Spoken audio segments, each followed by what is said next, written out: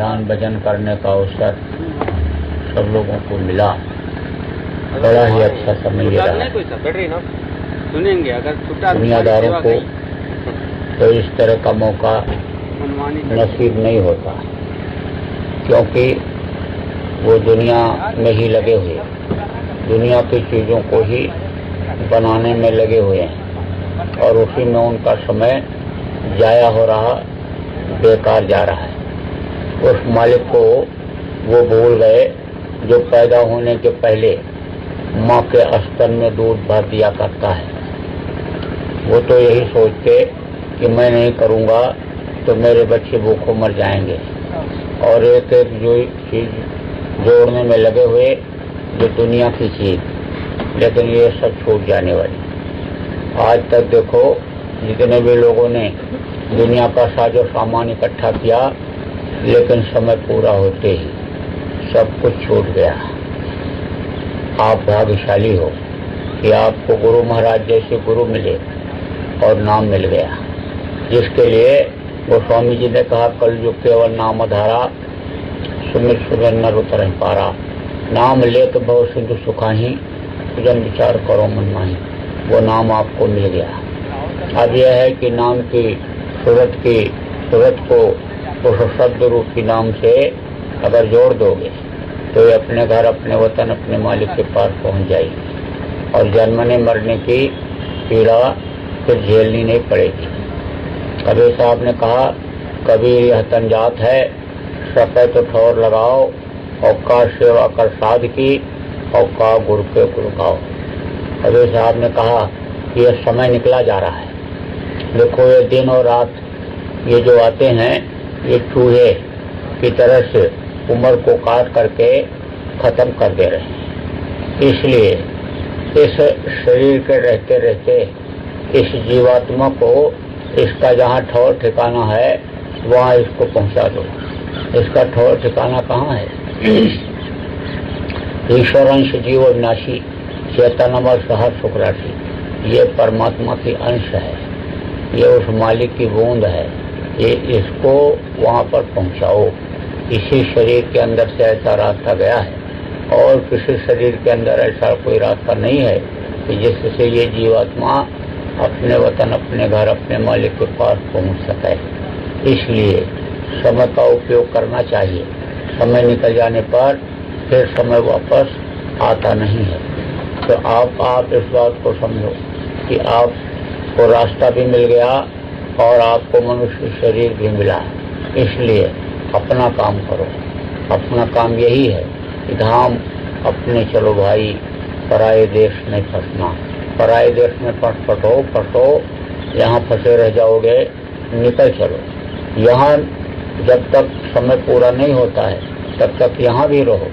यहाँ का भी जो कुछ भी है शरीर के लिए काम करने का वो काम करो, और जब समय पूरा हो जाए तो अपने घर ये जीवात्मा पहुंच जाए।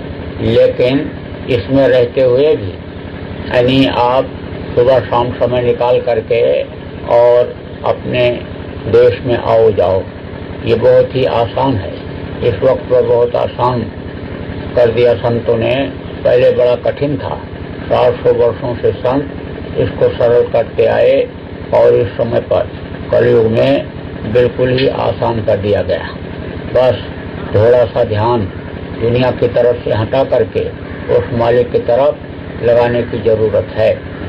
तो आप सब लोग जितने भी नामदानी हो, सब लोग भजन करो। गुरु महाराज बराबर सत्संग में सुनाया करते थे कि भाई कुछ दुनिया की चीज़ तुम्हारे साथ जाने वाली नहीं है, यहीं सब छूट जाएगी। इसलिए तुम लोग भजन करो जो असला काम है। तो 1 घंटा सुबह शाम भजन करने की आदत डालो।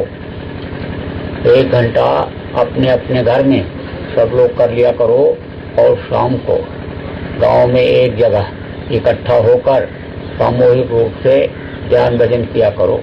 गुरु महाराज का एक फोटो लगा दिया और 1-2 प्रार्थना बोले। जितने भी लोग हो सबको 1-2 कम से कम 2 प्रार्थना तो याद होना ही चाहिए। प्रार्थना बोले और कम से कम आधा घंटा ध्यान और आधा घंटा भजन किया।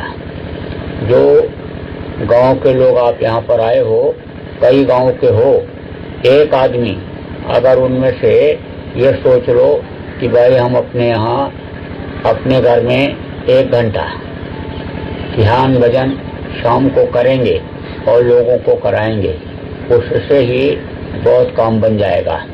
आप इस बात को समझो कि एक आदमी उसी गांव के, अगर आप ये सोच लो कि हम लोगों को बुला बुला करके लाएंगे और ध्यान भजन कराएंगे, तो उसको भी लाभ मिलेगा और आपको भी लाभ मिल जाएगा। क्योंकि कहा गया कि भटके हुए को रास्ता बताना थोड़ी का काम होता है। लोग नाम दान लेने के बाद भी इस चीज को भूल गए दुनियादारी में कि हमको भजन भी करना चाहिए। लेकिन जब आप याद कराओगे और उनको घेर घार करके लाओगे, बैठाओगे और उनकी जीवात्मा ऊपरी लोकों में जाने लगेगी, आनंद पाएगी, तो वो आपको आशीर्वाद देगी। देखो इस शरीर का भोजन क्या है? धान, गेहूं, चना, ज्वार, बाजरा, मक्का, ये तो इस शरीर का भोजन है। जीवात्मा का भोजन क्या है? शब्द।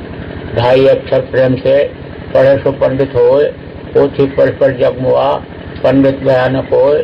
तो 2.5 अक्षर ये क्या है? ये शब्द। 2.5 अक्षर शाह धा शब्द। तो शब्द इसका खुराक है, इसका भोजन है जीवात्मा का। तो शब्द का जब आहार मिलेगा तो ये प्रसन्न हो जाएगी। जैसे किसी भूखे को रोटी खिलाओ तो वो खुश होकर के आशीर्वाद देता है, उसी तरह से ये जीवात्मा खुश होकर के आशीर्वाद देती है। इसलिए ये काम आप सब लोग अपने अपने गांव में चालू कर दो। सबसे बड़ी सेवा यही सेवा मानी जाती है। लोगों को जैसे अन्य रोटी खिला दो, कोई अन्य नंगा है कपड़ा दे दो, ठंडी में ठिठुर रहा है कंबल दे दो, बीमार है दवा करा दो, ये सेवा तो उतनी बड़ी सेवा नहीं है। इतनी बड़ी सेवा जीवात्मा की सेवा है। इसको नरकों से बचाना, 84 से बचा लेना, ये बड़ी सेवा मानी जाती है। तो यही सबसे बड़ी सेवा है, साधक की सेवा। साधु अलग कपड़ा रंग करके जो पहन लेते हैं, कमंडल ले लेते हैं, वो अलग होते हैं। और जो साधना करता है वो साध कहलाता है, वो साध कहलाता है। तो साधक को साधना में लगाना, साधक जिसको रास्ता साधना का मिल गया उसको समझा करके साधना में लगाना, ये बड़ी सेवा है, बड़ी सेवा मानी जाती है। और का गुड़ के गुड़ गाओ, गुरु की महिमा को गाना पड़ेगा। गुरु की महिमा को बताओ, गुरु महाराज के बारे में बताओ, समझाओ। गुरु महाराज ने जो काम किया और जीवों का जो अंतरात्मा की सफाई किया, नाम रूपी रत्न को दिया, ऐसे साधना को गुरु महाराज ने सरल किया। पहले देखो अष्टांग योग, हठ योग लोग करते थे, कुंडलियों को जगाते थे, प्राणायाम करते थे, लेकिन जल्दी कोई चीज मिलने वाली नहीं थी। लेकिन अब सरल योग जिसको कहा गया आसान किया। तो गुरु महाराज की महिमा के बारे में बताओ। गुरु महाराज ने जो आदेश दिया कि सब लोग शाकाहारी का प्रचार करो, तो शाकाहारी के प्रचार में लगे रहो, बताते रहो, समझाते रहो लोगों को शाकाहारी के बारे में। अन्य रैली वगैरह निकालते रहो, प्रचार प्रसार करते रहो, बैनर लगा करके करो, होल्डिंग लगा के करो, पर्चा बांट के करो, रैली निकाल के करो, कैसे भी शाकाहारी का प्रचार जोर शोर से होना चाहिए। तो इस काम में सबको लगने की जरूरत है। तो सत्संग तो होगा 11 बजे से। अभी तो थोड़ी देर का ये ध्यान भजन का कार्यक्रम हो गया बराबर जो रोज चल रहा है। अब आप लोग यानी तैयार होकर 10:30 बजे तक यहाँ बैठना, तब तक और भी लोग आ जाएंगे और जो नए लोग आएंगे उनको नामदान भी मिल जाएगा और सत्संग आपको मिलेगा। तो बोलो जय गुरुदेव,